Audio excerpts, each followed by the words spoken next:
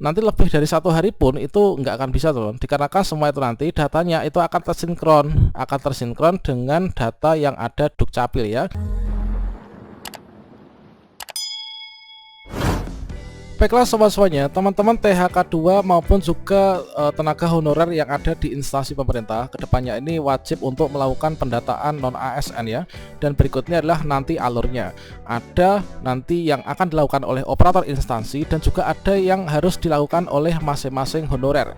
Berikut ini kita akan menyajikan update yaitu 6 dokumen yang wajib disiapkan oleh tenaga honorer untuk pembuatan akun dan juga proses pendataan honorer di aplikasi pendataan tenaga non ASN.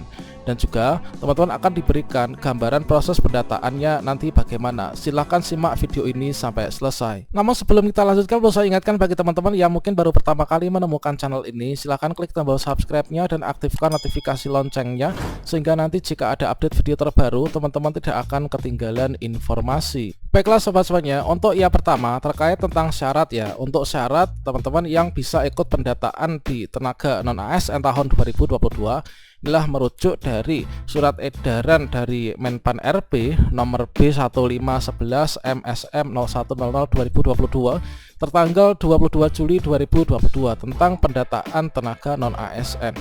Yang mana di sini inilah diperuntukkan bagi teman-teman, yaitu yang pertama ini adalah untuk THK2 ya. Tentunya THK2 yang terdaftar dalam database BKN teman-teman. Kemudian untuk teman-teman pegawai non ASN yang telah bekerja pada instansi pemerintah. Jadi difokuskan untuk pendataan ini adalah untuk THK2 dan juga teman-teman ini tenaga honorer di instansi pemerintah. Baik itu di Pemda, kemudian di dinas-dinas atau mungkin juga di sekolah teman-teman. Dan tentunya teman-teman yang kemarin bertanya kalau misalkan di sekolah swasta itu apakah bisa ikut pendataan atau tidak, tentu saja ini tidak teman-teman, karena ini adalah difokuskan untuk teman-teman yang ada di instansi pemerintah ya. Dan selanjutnya syarat berikutnya adalah pembayaran langsung, yaitu menggunakan APBN instansi pusat dan juga APBD untuk instansi daerah, dan bukan melalui mekanisme pengadaan barang dan jasa individu ataupun juga pihak ketiga. Kemudian diangkat paling rendah oleh pimpinan unit kerja. Ini kalau misalkan di sekolah ini adalah dari kepala sekolah ya teman-teman. Nah ini kemudian telah bekerja paling singkat adalah selama 1 tahun pada tanggal 31 Desember 2021. Artinya jika teman-teman ini terdaftar di Dapodik ya, kalau misalkan di sekolah itu adalah lebih dari misalkan di tahun 2022, di sini dipastikan teman-teman ini tidak bisa ya untuk ikut pendataan. Kemudian berusia paling rendah ini adalah minimal 20 tahun dan paling tinggi ini adalah 56 tahun ya. Ini adalah cut off-nya 31 Desember tahun 2021. Dan terkait tentang untuk tanggal lahir ya. Untuk cut off pengambilan usia 20 tahun untuk batas minimal dan juga maksimal ini adalah 56 tahun ini. Nanti lebih dari 1 hari pun itu nggak akan bisa teman, dikarenakan semua itu nanti datanya itu akan tersinkron dengan data yang ada di Dukcapil ya.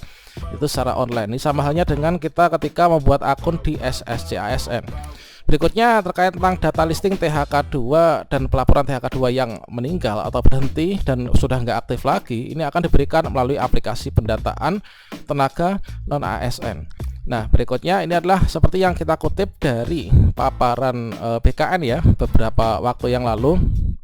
Untuk gambaran dari alur proses ini adalah yang seperti ini teman.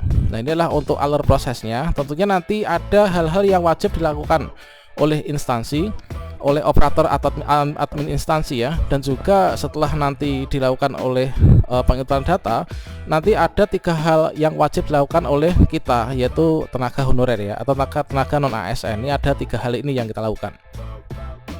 Jadi yang pertama itulah yang dilakukan oleh admin atau operator dari instansi. Ini adalah menginput data, yaitu menginput data tenaga non ASN. Nah ini dari admin instansi ini dalam proses menginput data ataupun input data bulk ya, ini menggunakan aplikasi pendataan non ASN. Nah selanjutnya nanti akan menjadi database tenaga non ASN yang sudah terdaftar. Kalau misalkan kita nggak mengirim data, maka kita nggak akan masuk di database. Berikutnya kalau misalkan sudah ya, maka di sini yang kita lakukan sebagai tenaga non ASN ini Ini nanti adalah kita jika data sudah didaftarkan oleh admin atau operator instansi, maka tenaga non ASN ini baru bisa untuk membuat akun dan registrasi pendataan. Jadi ini sama halnya dengan ketika kita mendaftar P3K kemarin ya, yaitu membuat akun. Jadi kita harus ada dulu databasenya. Nah itu seperti halnya kemarin kan kita kalau misalkan nggak terdaftar di Dapodik itu kan nggak bisa ya membuat akun. Nah seperti itu teman-teman. Jadi di sini setelah dari admin operator instansi ini menginput data, maka barulah kita ini bisa untuk yaitu pembuatan akun ini teman-teman. Berikutnya setelah kita membuat akun, di sini kita melengkapi data, yaitu di sini untuk tahap yang ketiga, yaitu melengkapi data riwayat bekerja kita. Tentunya di sini kita dasarkan pada SK-SK yang kita miliki. Kemudian setelah itu kita mencetak bukti pendataan non ASN. Ini adalah untuk 3 hal yang wajib dilakukan oleh teman-teman tenaga non ASN ya, yaitu membuat akun dan registrasi, melengkapi data riwayat bekerja, dan juga mencetak bukti. Nah, mencetak bukti pendataan non ASN. Nah, ini dari database tenaga non ASN. Berikutnya di sini akan dilakukan finalisasi data ya. Jadi setelah kita ini melakukan semua ini, nanti akan dilakukan pemeriksaan data. Nah, untuk pemeriksaan data ini adalah yang melakukan ini adalah admin atau operator instansi. Kemudian finalisasi data. Proses finalisasi data ini akan menutup semua aktivitas ya penginputan data pada sistem. Nah, berikutnya di sini unggah SPTJM. Yang mengunggah SPTJM yang menyatakan bahwa kita itu benar-benar tenaga honorer yang ada pada instansinya kita. Ini adalah nanti tugasnya dari admin operator. Jadi 3 hal inilah yang nanti teman-teman kita lakukan ya, dan semua setelah dilakukan penginputan dari operator atau admin instansi. Nah, berikutnya untuk gambaran prosesnya ini adalah sama halnya dengan yang tadi ya. Ini adalah untuk instansi. Setelah admin operator instansi mendaftarkan tenaga non ASN yang masih bekerja sampai saat ini dan memenuhi persyaratan pendataan tenaga non ASN berdasarkan peraturan, berikutnya setelah didaftarkan oleh instansi, maka tenaga honorer ini dapat membuat akun, lalu melakukan registrasi untuk dapat memonitor, mengkonfirmasi, dan melengkapi riwayat kerja tenaga non ASN masing-masing. Nah, kemudian setelah itu tenaga non ASN ini dapat mencetak hasil resume berupa bukti pendataan non ASN. Proses melengkapi riwayat oleh tenaga non ASN ini akan berhenti setelah ketika instansi itu menyatakan finalisasi, teman-teman. Nah, jadi nanti ketika sudah di launching untuk aplikasinya dan sudah diperintahkan untuk menginput buat akun dan melengkapi, maka kita segera lakukan. Jangan sampai telat ya. Karena kalau misalkan telat, di sini nanti kita nggak akan bisa melanjutkan. Nah, di sini kewajiban instansi melakukan verifikasi dan validasi data yang diinput dan dilengkapi oleh tenaga non ASN ini. Kemudian sampai batas waktu yang ditentukan, instansi ini melakukan finalisasi. Inilah tahap di mana sangat menentukan.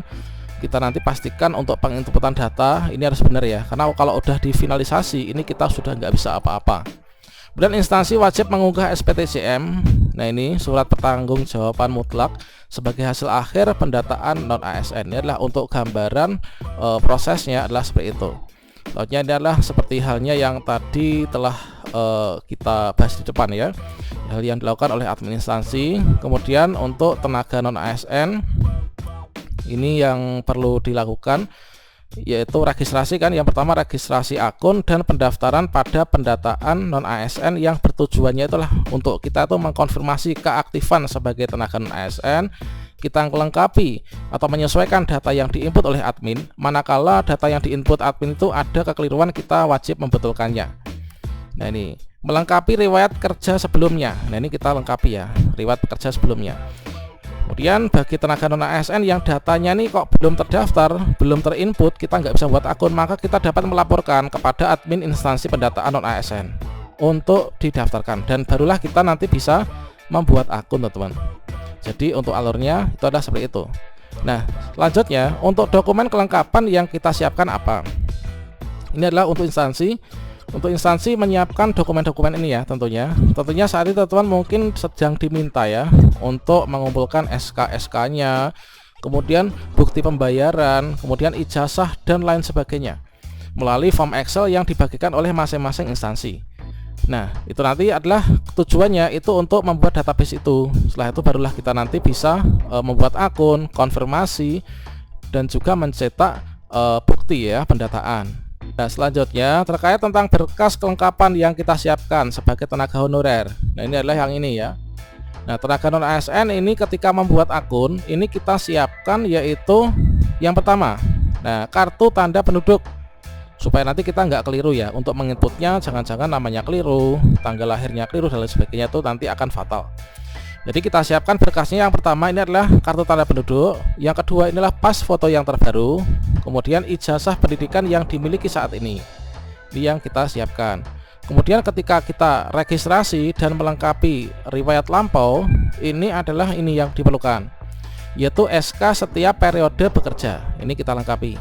Kemudian bukti pembayaran berdasarkan SK, ini juga kita lengkapi ya. Bukti pembayaran kita itu mana saja, ini kita lengkapi. Kemudian sertifikat pendidik bagi guru ataupun STR bagi tenaga kesehatan jika memiliki. Jika Bapak Ibu guru ini memiliki serdik, maka di sini kita melengkapi di sini. Teman-teman yang dari kalangan tenaga kesehatan ya atau nakes, ini disiapkan STR-nya. Jika nggak memiliki gimana? Jika nggak memiliki ya kita nggak perlu siapkan ya. Nah, itu teman-teman. Nah, itu adalah untuk gambaran alur prosesnya, dan nanti kita membuat akun. Setelah itu kita melengkapi, dan kemudian ini kita lakukan yaitu pencetakan bukti ya. Nah, bukti itu nanti kita simpan, jangan sampai hilang. Oke, demikian informasi ini, semoga bermanfaat. Wassalamualaikum warahmatullahi wabarakatuh.